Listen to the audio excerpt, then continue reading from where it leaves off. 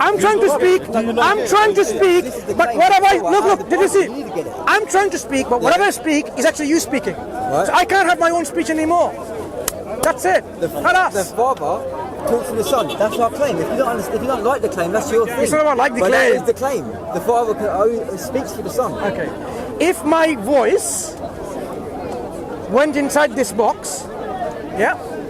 Can I speak? No, I understand your analogy. No. I'm saying to you, that is. Do you understand the analogy? That is the right. case. The Look. If all my voice, my projection for my vocal cord, is now there in this box. Yeah. Now, even if I try to say something, would I make any sound? Yeah, because of the box.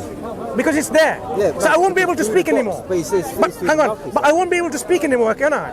No, you can't speak because you are speaking. No, it'll be there. But that is the box speaking. The source is the Father. But this is the box. No, the source is the Father. I don't see any problem with that. The box. The box is not me anymore. Don't you get it? The box is the Son. But it is you because everything that the Son says, the Father says. Is the Father the Son? That's the claim of Christ. Is the Father the Son? Are they the same? No, but or there is a distinction between them. Speaking through the Son. Excuse me. Can you clarify one thing?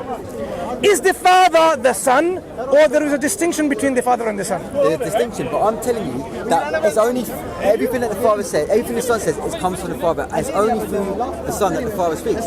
This is the claim of that Christ says. So when the Son says, "Oh Father," who is speaking? The Father? That's the Son speaking to the Father. But the Father's voice is the Son. Yeah. So when the voice is now the Son, and the Son says, "Oh my Father," who is speaking? Who is speaking? Tell me. This is something that happens a lot. Who is it speaking? Yeah, but he's speaking to the Father. But the Father's voice is the Son. Yeah. How can the Father speak? Now let me explain to you as well. You say this is only in the Bible where this happens. Now, in Genesis, Moses reminds God of his own word. Sorry? In Genesis, Moses reminds God of his own word, right? Does he not? When he's like about to kill all the Israelites, Moses comes on and says... Does God forget?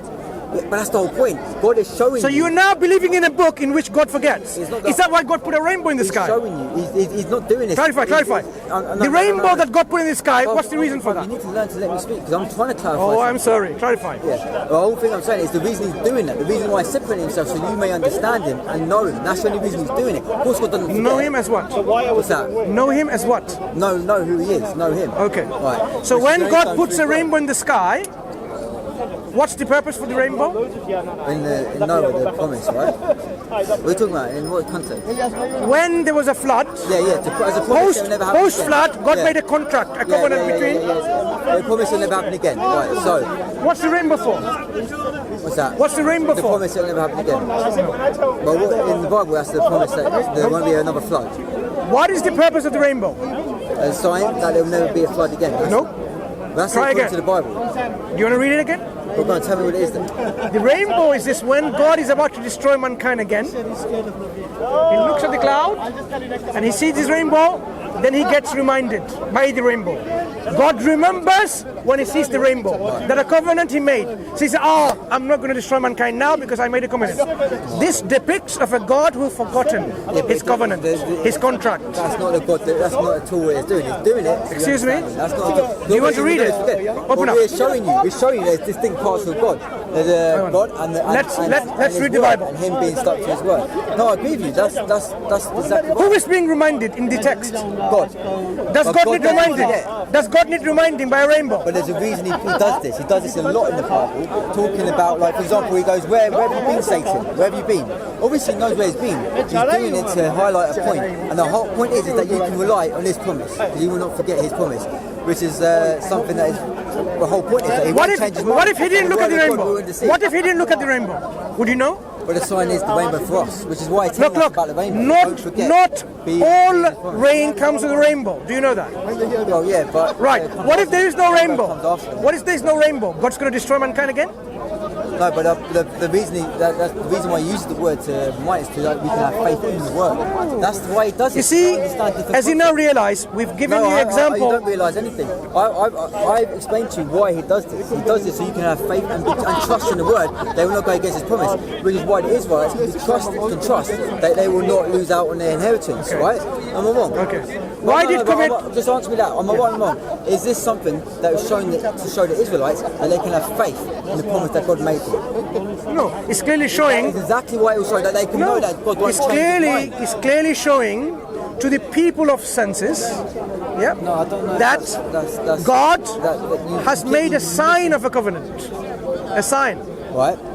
And that sign is faith, when no, this is for God, not for people. What's not God for people? That rainbow is not for people. That rainbow was made so people can trust and know that He will not go against His own word. No, that rainbow is for God to be reminded by it, as the text says. Why are you twisting the text?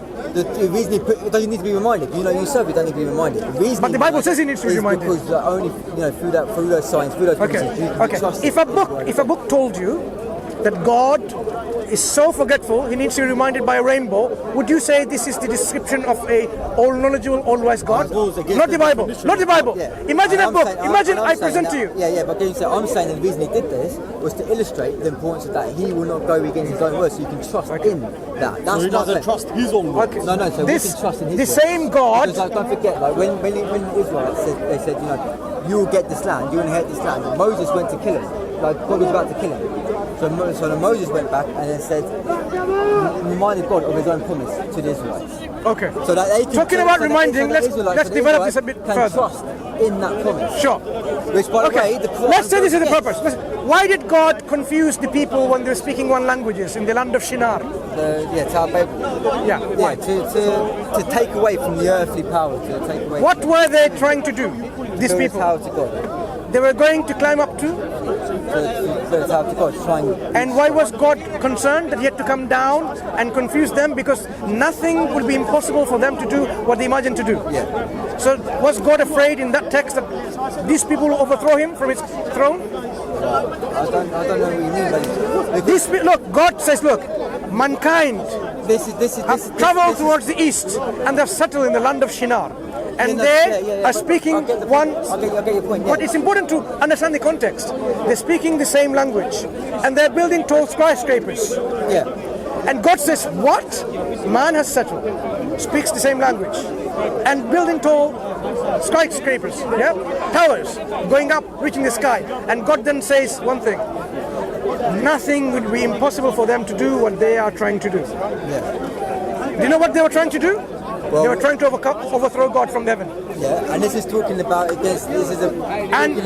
So this is a God that really thinks that he will be overthrown by people by climbing up to heaven? That's exactly the opposite. And when you look at the Revelation, you've got the beast of Revelation. No, I'm talking about the Genesis, not Revelation. Yeah, no, you've gone to Revelation. Just so to me, I've got the eternal word of God in the Bible. I'm trying to explain to you exactly why he would do this based on the understanding I have of the Bible. If you don't let me draw upon other references, you don't let me draw upon anything. Go ahead. So what I'm trying to say to you is that the beast of Revelation to us is the government. This one world order, this one world order, right? This one world order, this one world currency, all of this stuff, where it's taking away people from looking after their own people and creating a massive a tyranny.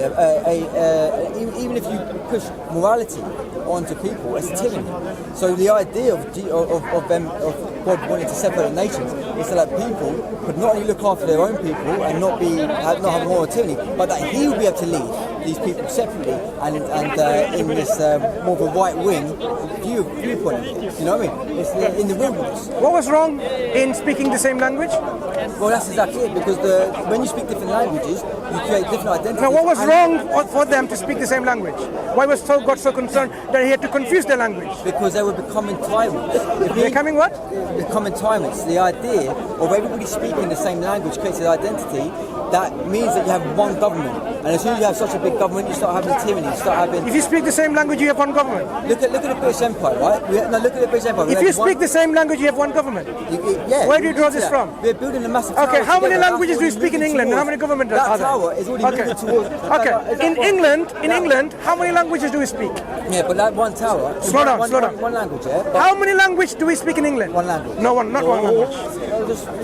What are you talking about? But look, I'm talking. Sorry. What are you talking about? How many languages do we speak in England? Let me just finish my point. No, about you will. How? You made a point that if you speak same one language, there will be one government. The national language is English, right? Sorry. How many languages are there in this country? The official language is English. How many languages are there? The official language is English. Would you answer this question or not? English. How many languages are there? It's English. It's one language. That's the official language. I'm shaking hands to end this conversation. It's been nice talking to you. Brother, you can't. Because this is not one it's not talking. Sorry. I'm not going to the point, yeah? Okay. God guide you and guide us all.